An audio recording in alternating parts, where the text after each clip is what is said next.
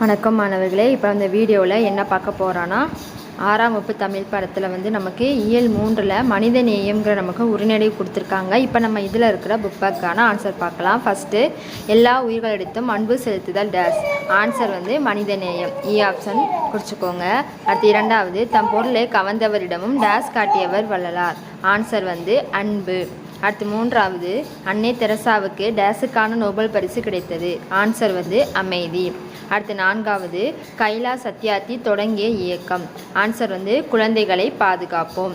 அடுத்து பார்க்கலாம். வள்ளலாருக்கு வந்து பசிப்பினி போக்கியவர். கைலா சத்யார்த்திக்கு வந்து குழந்தைகள் உரிமைக்கு பாடுபட்டவர். அன்னை தெரசாவுக்கு வந்து நோயாளிகளிடம் அன்பு காட்டியவர். அடுத்து 3-1-2. அடுத்து சொற்சொல்லில் அமைத்தெழுத சொல்லியிருக்காங்க. ஆன்சர் பார்க்கலாம். பாருங்கள், மனிதநேயம், உரிமை, அமைதி, அன்பு செய்தல், இந்த 4க்குமே சொற்றொடரில் எடுத்து எழுதியிருக்கோம். இதை பார்த்து அப்படியே எழுதிக்கோங்க. அடுத்து நம்ம குருவினாக்கான ஆன்சர் பார்க்கலாம். ஃபஸ்ட்டு குருவினாக்கான ஆன்சர் பாருங்கள்.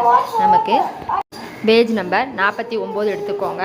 49 எடுத்துட்டிங்களா? அதில் ஃபஸ்ட்டு பேராக இருக்கா, அதில் ஒரு மனித நேயத்திறன் சொல்லி ஸ்டார்ட் ஆகுதுல, அதிலிருந்து அந்த ஒரு லைன் மட்டும் குறிச்சிக்கோங்க. மனித நேயத்திறன் வாழ்வுகளால் தான் இவ்வுலகம் இயங்கி கொண்டிருக்கிறது.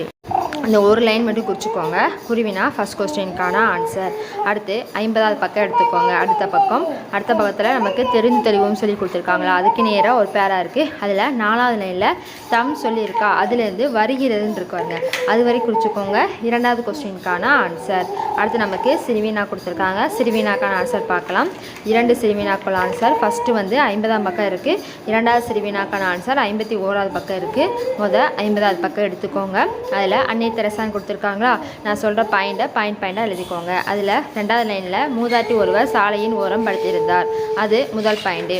அடுத்து 2வது பாயிண்ட் வந்து தொழுநோயின் கடுமையால் உண்டான வேதனை மூதாட்டியின் முகத்தில் தெரிந்தது, அது 2வது பாயிண்ட்டு. அடுத்து மூதாட்டியின் அருகில் சென்று அவரை தொட்டு தூக்கினார், சாலை ஓரத்தில் படுத்து இருப்பது ஏன் என கேட்டார், இது வந்து 3வது பாயிண்ட்டு. அடுத்து 4வது பாயிண்ட் வந்து என்னை தொடாதீர்கள், அதிலிருந்து அதுக்கு அடுத்த பேரால் இதை கேட்ட அன்னை தெரசா கண்ணீர் விட்டார், அது வரைக்கும் குறிச்சிக்கோங்க. 4வது பாயிண்ட்டு நான் சொன்னதை பாயிண்டாக குறிச்சிக்கோங்க. அடுத்து நமக்கு அதுக்கடுத்த பக்கம் எடுத்துக்கோங்க. சிறுவினா 2வது கொஸ்டினுக்கான ஆன்சர்.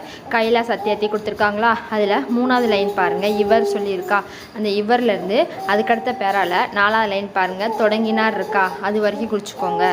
சிறுவினா second கொஸ்டினுக்கான answer.